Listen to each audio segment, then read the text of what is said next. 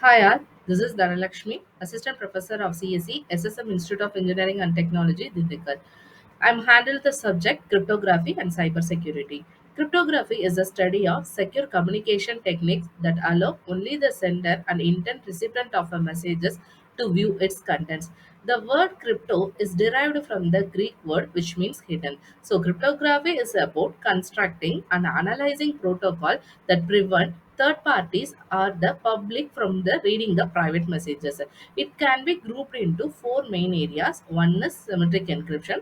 It is used to conceal the contents of blocks or stream of data of any sizes, including messages, files, encryption keys, and password. In symmetric encryption, both sender and receiver can use the same key. Asymmetric encryption is used to conceal small block of data such as encryption keys and hash function values which are used in digital signature. In asymmetric encryption, two different keys can be used by the sender and receivers. Next one is data integrity algorithm. It is used to protect blocks of data such as messages from alterations.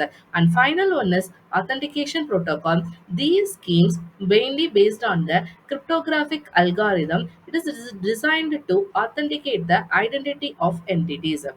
Next, today we are going to see about the topic OSI architecture. So the OSI architecture is mainly focused on three topics. One is security attacks, next one is security mechanism, and third one is security services. Today we are going to see about the security attacks. So security attack means it compromises the security of information owned by an organization. It can be classified into two types. One is passive attack and another one is active attacks. So the first one is passive attacks. It is the nature of eavesdropping on or monitoring of transmissions. It cannot be modified any messages, but it can just monitor the pattern of the messages. The goal of the opponent is to obtain the information that is being transmitted. There are two types of passive attacks are there. One is release of message contents and another one is traffic analysis. The first one is release of message contents. It can be captured and read the content. For example, a telephone conversation, an email message, and a transferred file may contain sensitive or confidential information. Next one is traffic analysis. Cannot read the information but just observe the pattern of the messages. It determines the location and identity of the communication parties.